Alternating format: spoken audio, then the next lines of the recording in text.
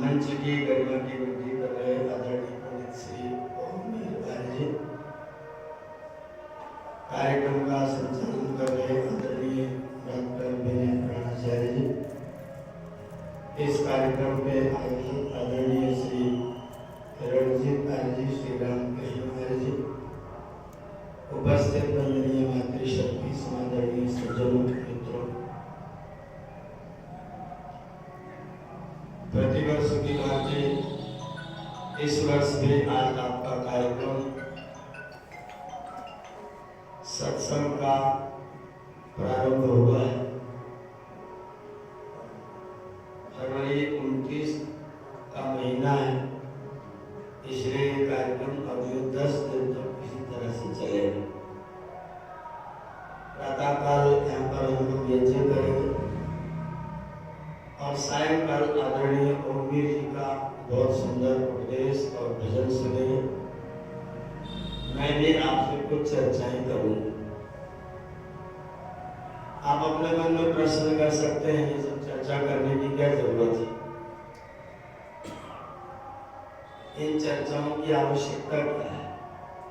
हम आराम से खा रहे हैं, पी रहे हैं, सो रहे हैं, जग रहे हैं, जिंदगी चल रही है,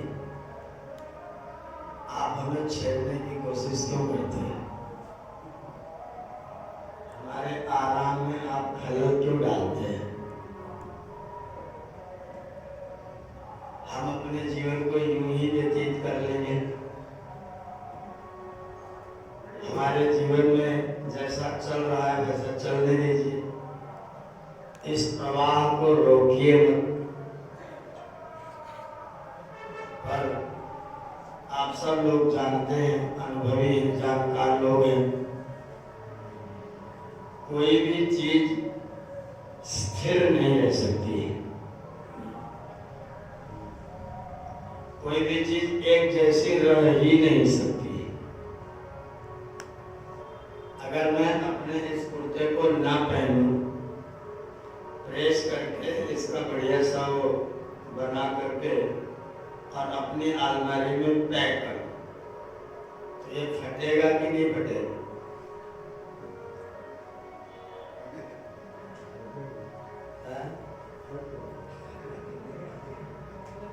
10-20 साल बाद उठाइएगा तो एक एक पर तो रुमाल बन करके आपको प्राप्त होगा। कोई एक चीज आप ऐसी बताओ जो जैसी जहां रख दो वैसी ही रहे, अंतर ना आए। कोई एक चीज, कोई व्यक्ति, कोई वस्तु, कोई जगह ऐसा हो नहीं सकता कि कोई चीज यथास्थिति में बनी रहे। तो आपका जीवन भी यथास्थिति में बना रहने वाला, तो कुछ तो करना पड़ेगा। यह हमारी आपकी मजबूरी है कि हमें कुछ करना पड़ेगा। ना करेंगे तो भी करना। एक लाइन में 10 लोग खड़े हो जाए और एक आदमी न दौड़े न भागे, खाली खड़ा रहे, तो खड़ा रहेगा कि पीछे हो जाएगा? उसने तो नहीं किया, पीछे गया नहीं हो। जहां आपने खड़ा किया था वही वो खड़ा है, तो पीछे होगा कि नहीं? तो भी पीछे हो। क्यों? क्योंकि जो उसके साथ में लोग थे वो आगे चलेंगे, और जब लोग आगे चले जाएंगे तो इसका क्या होगा? पीछे हो, आप यथार्थ स्थिति में कैसे रह सकते हैं? इसलिए आपको कुछ तो करना पड़ेगा। कोई बच्चा पैदा हो और उसके हाथ पैर को बिल्कुल सीधा करके बिस्तर पर लेटा दिया जाए, हिलने डुलने न दिया जाए, तो कितना तगड़ा हो, मजबूत होगा कि कमजोर हो? बिल्कुल एक ही काम नहीं करेगा, एकदम टोटल आराम करे, 100% आराम करे, तो कमजोर होगा कि तगड़ा? 20 साल बाद उठाएंगे तो खड़ा होकर चलने के लायक नहीं बचेगा। तो आपको कुछ तो करना पड़ेगा। ये निश्चित हो गया। कितने भी ताकतबाजी में पूरी रात ऐसे ही आपको उदाहरण देता रहूंगा, आपसे पूछता रहूंगा यथास्थिति रहेगी कि नहीं रहेगी। आपका उत्तर एक ही आएगा कि नहीं रहेगी। इसलिए आपको कुछ न कुछ करना पड़ेगा। कृष्ण भगवान ने अर्जुन से कहा, नहीं कश्चित क्षणमपि जातु तिष्ठत् कर्मकुं। इस संसार में कोई व्यक्ति बिना काम किए एक क्षण मात्र भी रह नहीं सकता और उसे करना ही पड़ेगा। इसमें आप स्वतंत्र हैं कि परतंत्र हैं? बिना किए रह सकते हैं? नहीं रह सकते। श्वास तो लेंगे, वो भी छोड़ देंगे, वो भी छोड़ देंगे, तो ये स्थिति नहीं है। तीसरे दिन उस कमरे में कोई व्यक्ति आके बैठ नहीं पाए, तीसरे दिन वहां बैठने के लायक नहीं है। फिर आप बिना कुछ किए कैसे रहे? कार्यते यतशः कर्म सर्वः प्रकृतिजैः गुणैः, सर्वः प्रकृतिजैः गुणैः अवशः कर्मकारी। संसार का हर प्राणी प्रकृति के गुणों के कारण से विवश होकर के कर्म करने को मजबूर है, बिना कर्म किए रह नहीं सकता। इसलिए आपको करना तो पड़ेगा। बिना किए बचने का कोई चांस, कोई रास्ता, कोई अवसर नहीं है। ये सिद्ध हो गया। अब आपको विचार करना है कि जब करना ही है तो क्या करें? करना ही है तो क्या करें?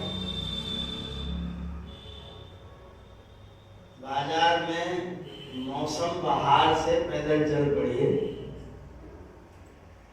और इस धर्मशाला तक आइए, तो आपके कानों में क्या क्या शब्द पड़ेंगे? वेद मंत्र, चौपाइयों, ईश्वर के भजन, ईश्वर की स्तुतियां, कुछ नहीं। क्या पड़ेगा? इसकी वैसी, उसकी वैसी, इसने ये किया, उसने वो क्या किया, ये पूरे रास्ते में आपको ये सुनने को मिलेगा। अच्छा, ये सुनेंगे अगर आप, तो आपका कल्याण होगा। हम बहुत मजबूर लोग हैं, हम बहुत मजबूर लोग, बहुत मजबूर। हमें ऐसे ऑर्गन्स, ऐसे अवतार, ऐसे पदार्थ, ऐसे साधन देकर के परमात्मा ने इस संसार में भेजा है। बड़े विचित्र साधन है। कुछ ना करो तो भी होता है और कुछ करो तो होता है। आप बैठे बैठे अपने मन में कुछ भी सोचो तो आपके कागज पर वो सब का सब लिख जाएगा। लोग कहते भगवान माथे पर लकीर में लिखता है भाग्य। किसी ने कहा कि चित्रगुप्त बैठ करके सबका लेखा जोखा लिखता है। कोई चित्रगुप्त नहीं है। आपका जो मस्तिष्क है ना, उसका नाम है चित्रगुप्त। गुप्त माने सुरक्षित करने वाला, चित्र माने विचित्र। जो विचित्र सुरक्षित करने वाला है उसका नाम क्या है? चित्रगुप्त। जैसा जैसा आप वाणी से बोलते हैं, नाक से से सुनते हैं, कान से सुनते हैं, आंखों से देखते हैं, हाथ से करते हैं, पैरों से जाते हैं, छू के देखते हैं, सारा का सारा चित्रगुप्त आपके मस्तिष्क में लिख करके रखता है। अगर खराब लिखा रहेगा तो क्या पढ़ेंगे लोग? जो लिखा रहेगा वही ना पढ़ेंगे। अगर आपने अंग्रेजी में लिखा है तो पढ़ने वाला संस्कृत में तो नहीं पढ़ेगा, पढ़ने वाला अंग्रेजी में ही पढ़ेगा।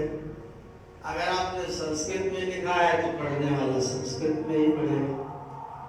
अब आपने कैसा कैसा लिखा है वैसा वैसा पढ़ने वाला पढ़ेगा। अभी जो चर्चा कर रहे थे आदरणीय ओमवीर जी, परमात्मा अपनी नजर से सबको सब कुछ करता हुआ देखता रहता। आपने कैसा लिखा है वो पढ़ रहा है, वो देख रहा है, जैसा लिखा है वैसा वो देख रहा है। अब आपने कैसा लिखा है? ईश्वर एक ऐसी व्यवस्था बनाए, कदाचित कल्पना करिए बैठ के, ईश्वर ऐसी व्यवस्था बनाए कि जो आपके मन में भाव आएगा वो आपके माथे पर एक शीशे का स्क्रीन लगाएगा, दूसरों को सब दिखाई देगा। जैसा जैसा आप सोचेंगे दूसरों को टीवी में सब दिखाई देगा। तो कितने लोग अपने स्क्रीन को चालू रखना चाहेंगे?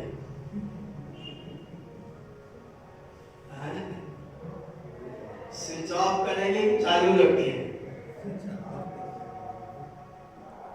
मोटे कपड़े की पट्टी बांध करके रखें। हमारे मस्तिष्क में दूसरों के लिए जैसे जैसे विचार चलते हैं, अगर वो सारे विचार सामने स्क्रीन पर दिखाई देने लग जाए ना, तो किसी का भी स्क्रीन बचेगा नहीं, किसी का भी नहीं बचे, हर स्क्रीन टूटा मिले। हमने अपने परमात्मा ने जब प्रदान किया था तो एक भी दाग नहीं था, एक भी धब्बा नहीं था, बिल्कुल भी गंदा नहीं था। हमने क्या किया? हमने जब से उस कपड़े को लिया है तब से लगातार उस पर दाग पर दाग, दाग पर दाग लगाए चले जा रहे हैं। और उसको ठीक करने का कोई काम, ठीक करने का काम नहीं करते। बाजार में निकल जाओ तो उसमें और चढ़ाने का तो काम करते हैं, पर ठीक करने का कोई काम नहीं। उस पर और दाग और दाग और धब्बे और लिखना पढ़ना जारी कर देते हैं। बचाते नहीं, धोते नहीं, साफ नहीं करते। और जो व्यक्ति कभी सत्संग में बैठता ही नहीं, कभी ईश्वर की उपासना करता ही नहीं, कभी प्रार्थना में अपने हृदय को भिगाता ही नहीं, उसका कलेजा कभी गदगद होकर के गीला होता नहीं, तो ऐसे व्यक्ति के कलेजे का हाल क्या होता होगा? जब हम परमात्मा की भक्ति करते हैं तो हृदय अंदर से थोड़ा सा पसीजता है, थोड़ा गीला होता है। और उस गीले में जो पानी का बहाव होता है उसके कारण से हमारे बहुत सारे दाग धुल जाते हैं। जैसे आपकी किसी से कोई शिकायत हो और वो मिल करके आपके पैर छू करके आपसे माफी मांग ले, तो आप क्या करते हैं? आपके आंखों में आंसू होते हैं। मेरे भाई चल कोई बात नहीं, गलती तो उसमें मुझसे भी हुई थी। और वो जो आंखों का पानी होता है वह आपके अंदर के दागों को, धब्बों को धोने का काम करता है।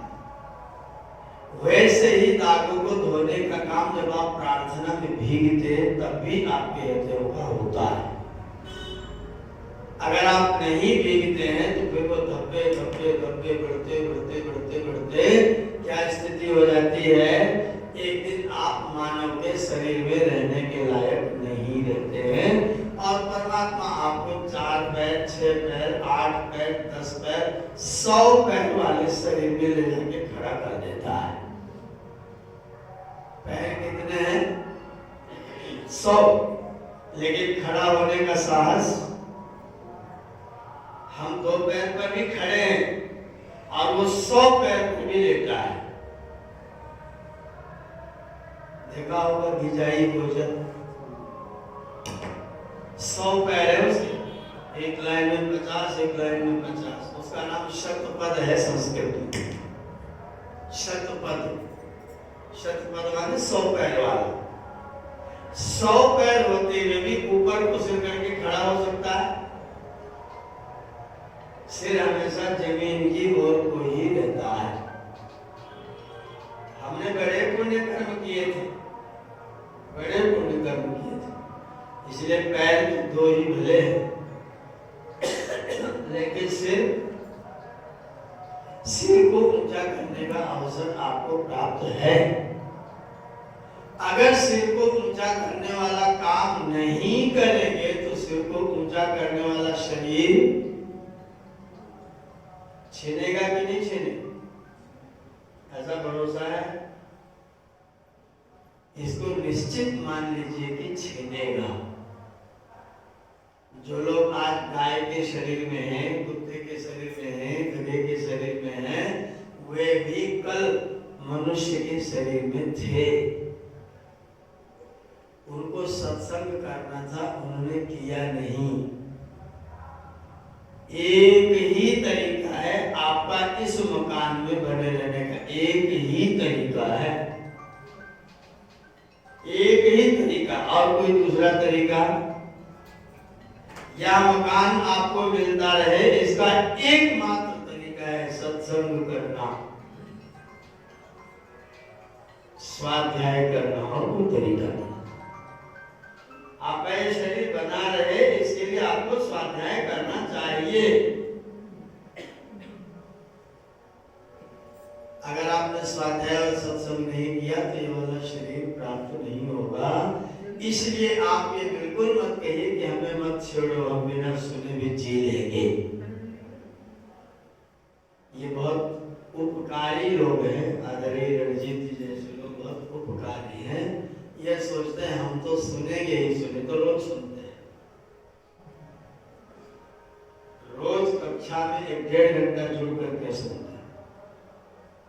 ये सोचते हैं कि मैं ही ना सुनूं और भी लोग सुने, क्योंकि सुनेंगे तो सहेजेंगे, सहेजेंगे तो कुछ बन जाएगा, नहीं सहेज पाया, नहीं सुन पाया तो फिर कुछ भी बनने वाला। एक ही काम है जिसके कारण से आपको मानव का तन प्राप्त हुआ है। बाकी सब इंद्रियों के काम बाकी सब प्राणियों में हो जाते हैं। नाक से सूंघने का काम मनुष्य ज्यादा करता है कि चींटी? जी, नाक से ज्यादा मनुष्य सूंघ पाता है कि चींटी? चींटी की सूंघने की ताकत आपसे हमसे बहुत ज्यादा है, आपसे हमसे बहुत ज्यादा है। गीध ज्यादा दूर तक देखता है कि आप ज्यादा दूर तक देखते हैं? किसकी दृष्टि ज्यादा दूर तक है? ज्यादा स्वाद आप लेते हैं कि और दूसरे पशु पक्षी प्राणी लेते हैं? स्वाद लेने की तंत्री आपकी ज्यादा मजबूत है कि पशुओं की ज्यादा मजबूत है? डॉक्टर साहब, पशुओं की ज्यादा मजबूत है। 2 किलोमीटर दूर से कुत्ते को मांस की खुशबू आती है, उसके लिए खुशबू है, आपके लिए नहीं। उसे 2 किलोमीटर दूर से आती है। पका हुआ आम डाली पर आपको पहले उपलब्ध है कि तोते को? डाली पर पका हुआ आम सबसे पहले आम कौन सा कहता है? जिस पर कोयल बैठ जाती है, क्या बोलते हैं उसको? जो पहले पहले पकना शुरू हो जाता है, अप्रैल लास्ट में गिरने लगता है, तो पहला स्वाद कौन लेता है? पशु पक्षी ज्यादा लेते हैं। लेकिन एक भी पशु पक्षी का नाम बताओ जो सत्संग कर सकता है। सभी इंद्रियों के विषय मनुष्यों की अपेक्षा से पशुओं के पास ज्यादा उपलब्ध हैं, लेकिन स्वाध्याय और सत्संग कान वाला विषय किसी पशु के पास, वो केवल आपके पास में है। तो कौन सा काम करें तो मानव का जीवन जरूर मिलेगा? ज्यादा सुनेंगे तो परमात्मा आपको चींटी बनाएगा, मनुष्य नहीं बनाएगा। ज्यादा स्वाद लेंगे तो परमात्मा आपको छिपकली और चींटा बनाएगा, क्योंकि बतासा बनता है तो खाने सबसे पहले वही पहुंचता है। आपको तो पैसा खर्च करना पड़ता है तब आप पहुंचते हो, फ्री ऑफ कॉस्ट खाता है। हर इंद्रिय के विषयों को पशु पक्षी हमारी अपेक्षा से ज्यादा ग्रहण करते हैं, एक कान को छोड़। कान का विषय कौन प्राप्त कर सकता है? वो केवल और केवल मानव के तन में ही प्राप्त हो सकता है। इसलिए जो मानव के तन में भी आके सुनता नहीं है, वो अपना सब कुछ बिगाड़ने की कोशिश करता रहता है। आपको सुनने का महत्व समझ में आना चाहिए। मैं जो बोल रहा हूं, अगर मेरे दोनों कान खराब होते तो बोलता। जो व्यक्ति गूंगा होता है वो इसलिए गूंगा नहीं होता कि उसकी जीभ खराब है, वो इसलिए गूंगा है क्योंकि उसके कान खराब है। उसने सुना ही नहीं तो बोलेगा क्या? बच्चा अंग्रेज के घर में पैदा हुआ, किसी स्कूल में नहीं गया, अंग्रेजी बोलता है। बच्चा संस्कृत वाले घर में पैदा हुआ, किसी स्कूल में नहीं गया, संस्कृत में बोलता है। उर्दू वालों के घर में पैदा हुआ, उर्दू बोलता है। पढ़ के कि सुन के? पढ़ना बाद की क्रिया है, सुनना पहली क्रिया है। और जो कोई स्कूल नहीं गया वो भी बोलता है। और कौन सी भाषा बोलता है? जो सुनिए, जो सुनिए, सीधा जवाब दे, जो सुनिए। कौन सी भाषा बोलेगा? जो सुनिए। माता पिता से जो भाषा बोलेगा। अगर कोई बच्चा 2-3 जगह सुनता हो तो कितनी भाषाएं बोलेगा? मेरे बेटे, मेरे बच्चे घर में पैदा हुए, घर में मैं, मेरी पत्नी, मेरी माताजी सब अवधी बोलते हैं। हम लोग गुजरात में रहे तो बच्चों की प्राथमिक शिक्षा गुजरात में हुई। आप लोगों ने गुजराती सीख लिया। इंग्लिश मीडियम स्कूल में पढ़ते हुए तो अंग्रेजी सीख लिया। अब वो कितनी भाषा बोलते हैं? मैं अपनी बेटी मुदिता को लेकर के गुजरात से दिल्ली आ रहा था। सूरजमल बिहार आर्य समाज में मेरा कार्यक्रम था। उन लोगों ने हमें परिवार सहित बुला लिया। तो राजकोट आर्य समाज में नहा करके मुदिता को उसकी माताजी कपड़े पहना रही थी।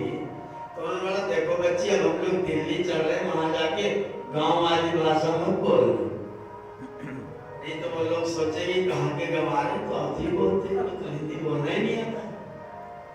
तो मुदिता ने बड़े खुशी कहा, पिताजी हम कल से दिल्ली पहुंच के हिंदी भाषा में बोलेंगे ना। हमने कहा हिंदी भाषा में बोलना। बोले मैं अभी से शुरू कर दूं? मैंने कहा शुरू कर दो। बोले मम्मी तमे केम छो? अब हम तो हंसने लगे। हमने कहा ये क्या है? अब वो स्कूल में गुजराती सीखा है तो शुद्ध हिंदी नहीं गुजराती बोल रहे।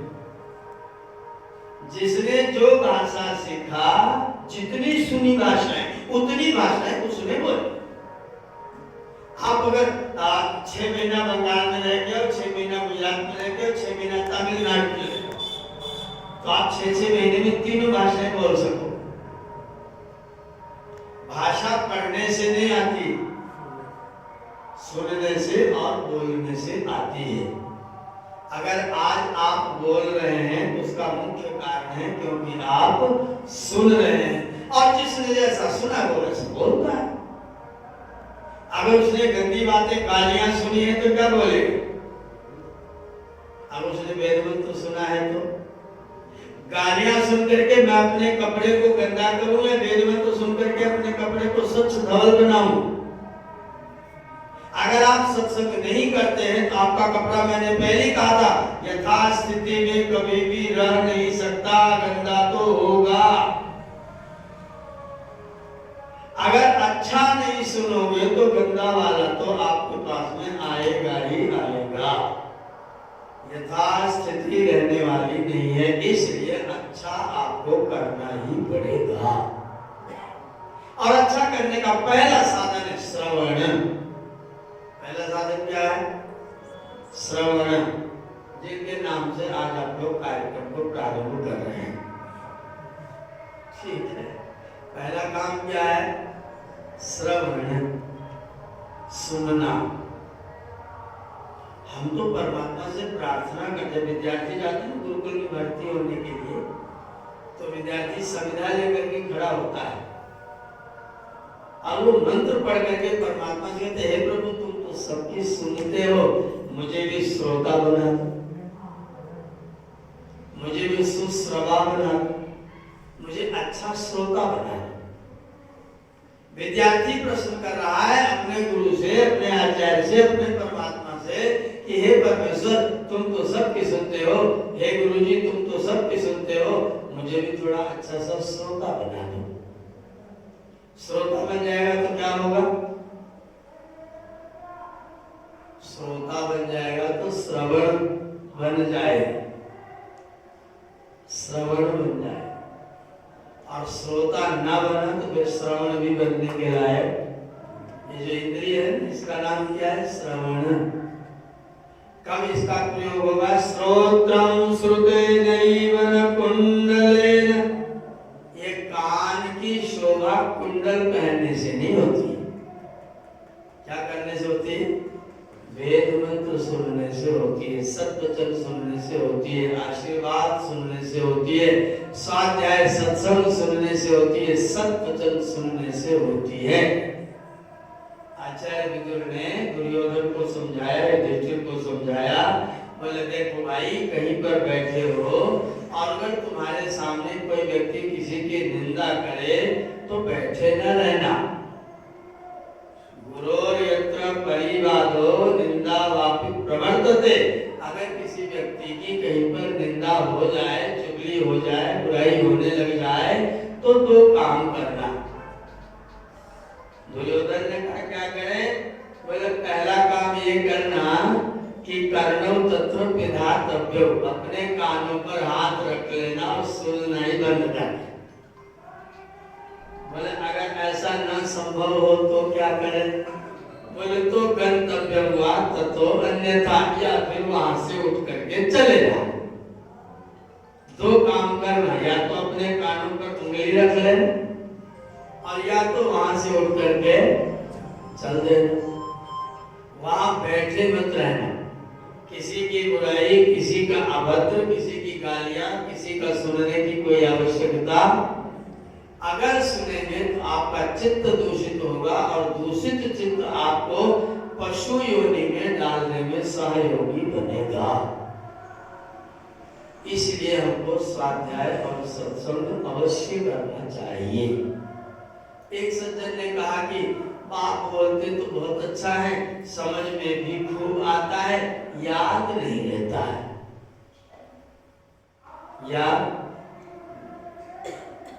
याद नहीं रहता है। मैंने कहा कोई बात नहीं, याद न रहे तो कोई बात नहीं। समझना किसका काम है? समझना बुद्धि का काम है। और याद करना किसका काम है? मस्तिष्क का काम है। समझ रहे? समझना बुद्धि का काम और याद करना मस्तिष्क का काम है। मस्तिष्क जब बच्चे थे तो बच्चे जैसा था, जवान हुए तो जवान जैसा हुआ, बूढ़े हुए तो बूढ़े जैसा हो जाएगा। तो जो बचपन में जैसा याद होता था वैसा बुढ़ापे में याद होगा। लेकिन समझना किसका काम है? बुद्धि का। अच्छा, बुद्धि भी बूढ़ी जवान और बच्चा होती है क्या? बुद्धि ना तो बूढ़ी होती है, ना तो जवान होती है, ना तो बच्चा होती है। उसका काम समझना है, और बुद्धि ने जो कुछ समझ लिया वो आपके अंदर लिख उठता है। याद ना हो तो चिंता करने की जरूरत नहीं, क्योंकि जब अगली बार लौट के आएंगे और याद करने वाली चीज आपके पास बढ़िया वाली आएगी, तो जो आपने पहले सुन के समझ रखा है वो आपको फटाफट याद होता चला जाएगा। कोई बच्चा ज्यादा याद करता है, कोई कम याद करता है, कारण क्या है? आप में उसकी बुद्धि बहुत अच्छी है, नहीं अच्छी। बुद्धि कोई अच्छी नहीं होती, बुद्धि खाली बुद्धि होती है। याद क्यों कर रहा है? क्योंकि उसने पहले भी उस चीज को याद किया हुआ है, समझा हुआ है, इसलिए ज्यादा याद कर रहा है। आपने प्राइमरी में पहली कक्षा में जो वंदना पढ़ी थी बचपन में, वो वंदना अगर मैं आपके सामने एक बार दोहराऊं तो आपको याद आ जाएगी कि नहीं? याद आ जाएगी। अच्छा, मैं आपको कोई नई कविता भी सुनाऊं तो कितनी देर में याद होगी?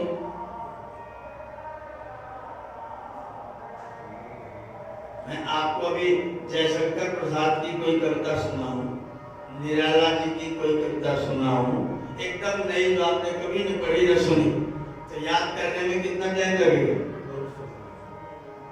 और जो आपने बचपन में पढ़ा था वो, अरे बचपन में पढ़ा था तो याद आता, तो बचपन से पहले बचपन के भी तो थे।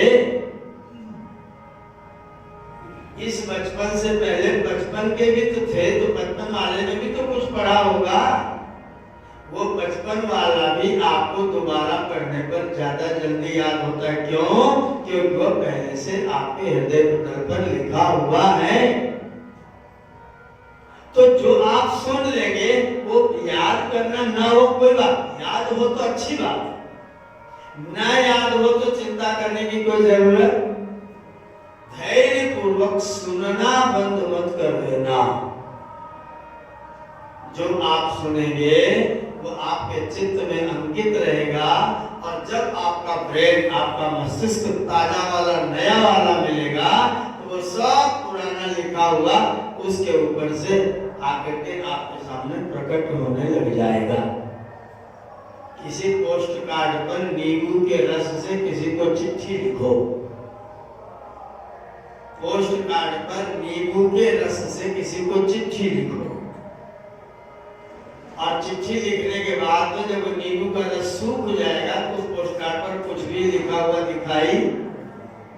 अब आप उस पोस्ट कार्ड को लेके किसी के पास जाओ और पूछना, भैया ये सादा है कि भरा हुआ है? वो कहेगा एकदम सादा है। तो कहना, देखो मैं जादू से इसमें लिखा दिखा सकता हूँ। एक मोमबत्ती मंगाना और उस मोमबत्ती पर उस पोस्ट कार्ड को गर्म करना, जो आपने नींबू के रस से लिखा था वो सब का सब सुंदर स्याही में लिखा हुआ आपको प्रकट हो जाएगा। आप जादूगर हो जाएंगे, जादू दिखा दे। ऐसे ही आपके चित्त पर भी नींबू के रस से लिखा हुआ है। जब आप अगली बार ताजा मस्तिष्क लेकर के आओगे तो सारा का सारा फिर से प्रकट। इसलिए याद ना होने की चिंता करने की कोई जरूरत, लेकिन सुनना बंद किया तो नुकसान बहुत बड़ा होगा। सुनना बंद कर दिया तो बहुत भयंकर नुकसान होगा। इसे ऋषि ने, जब कोई स्नातक यजमान जो स्नातक बन करके जब गुरुकुल से बाहर जा रहा था तो आचार्य जी ने उसको बुलाया और उससे कहा, बेटे जा रहे हो? उसने कहा, हाँ गुरुजी जा रहा हूँ। बोले, जाओ, कोई बात नहीं, लेकिन एक बात करना, कुछ भी करना लेकिन दो काम जरूर करना। क्या क्या करना? स्वाध्याय प्रवचने च, स्वाध्याय प्रवचने च। विवाह करना लेकिन स्वाध्याय और प्रवचन जरूर करना। खेती करना लेकिन स्वाध्याय और प्रवचन जरूर करना। व्यापार करना लेकिन स्वाध्याय और प्रवचन। ऐसे लगभग 25-30 वाक्यों में बार बार लेकर स्वाध्याय प्रवचने। मैंने जब कक्षा 10 में उपनिषद को अपने कोर्स में पढ़ना शुरू किया तो मैंने गुरु जी से कहा कि इतने बार लिखने की क्या जरूरत है, इसी बात को, एक ही बात को बार बार लिखने की, इतना बार रिपीट किया और पुनरुक्ति दोष कहा जाता है, बार बार बोलने को दोष गिना गया और इसी ने 26 बार इसको लिख डाला, तो दोष किया कि नहीं किया। तो मेरे गुरुजी ने कहा कि बेटा जो चीज विशेष होती है उसको कई बार कहना पड़ता है, जो चीज विशेष होती है उसको देखो भाई ध्यान रखना।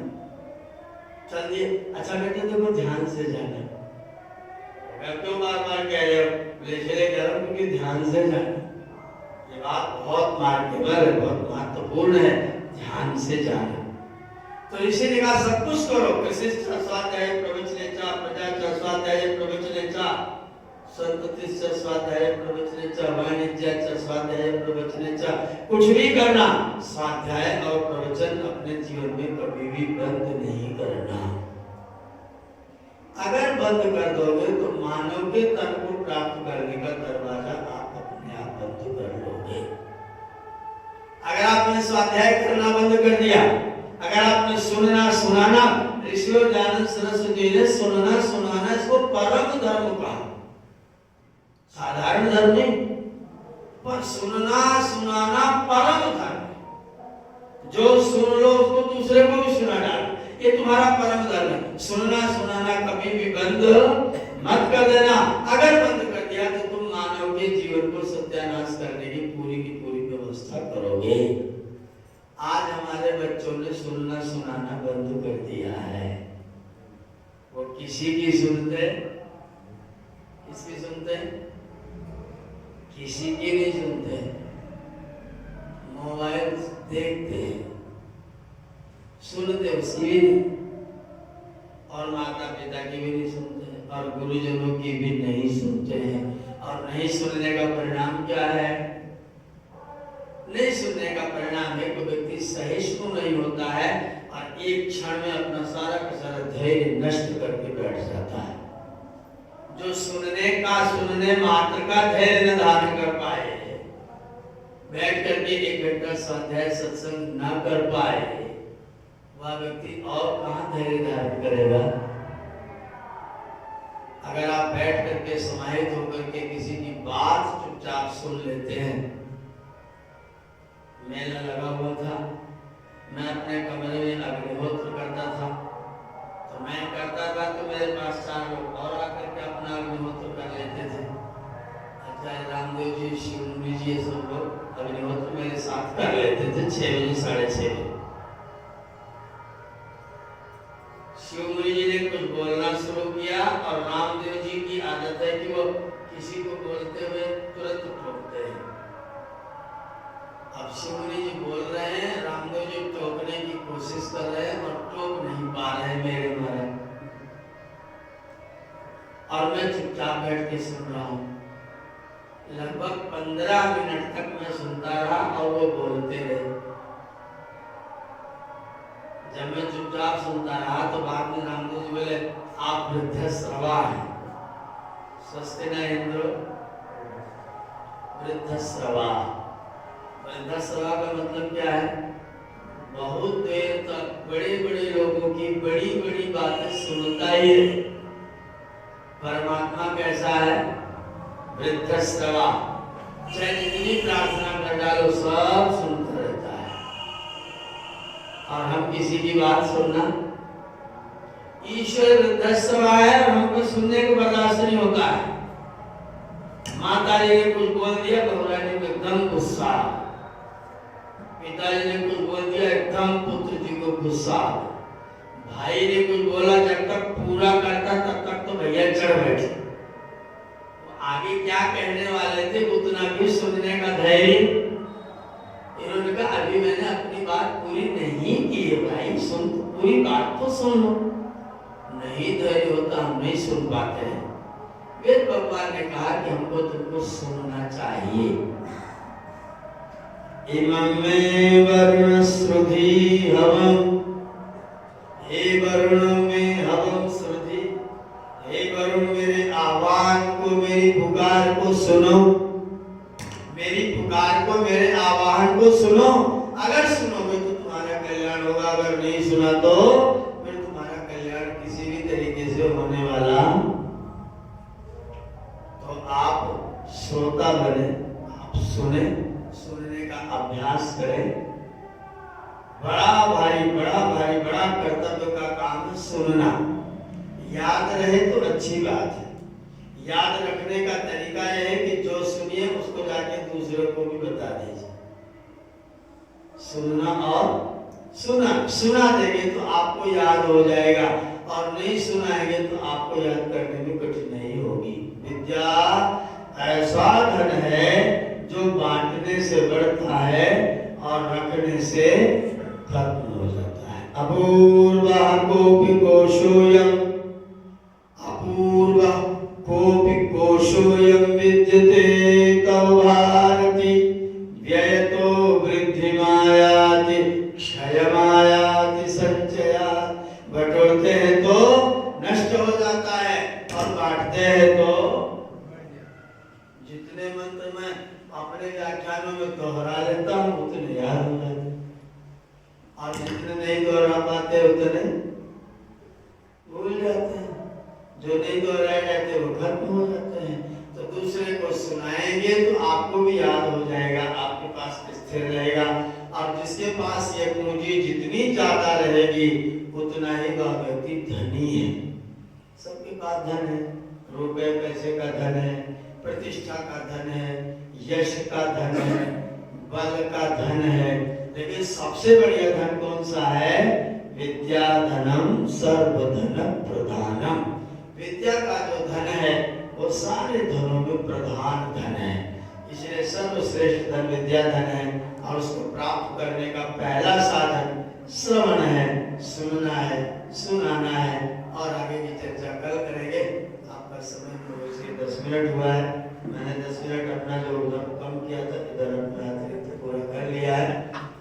वहाँ दूसरे कार्यक्रम में थे और वहाँ कार्यक्रम में लोग बातचीत सुनते सुनते गुरुजी थोड़ा और बोल दीजिए, गुरुजी थोड़ा और बोल दीजिए, और गुरुजी बोलते बोलते वहीं पर 2 बज गए।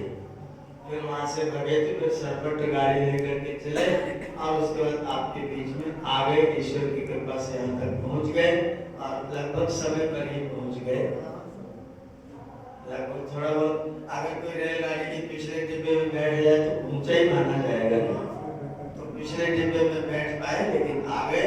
आपने दर्शन दिया, आपने फिर से एक बार सुनने सुनाने का अवसर प्रदान किया, इसके लिए आप सबका बहुत बहुत धन्यवाद, अभिवादन अभिनंदन करते हुए वाणी को विराम। ओम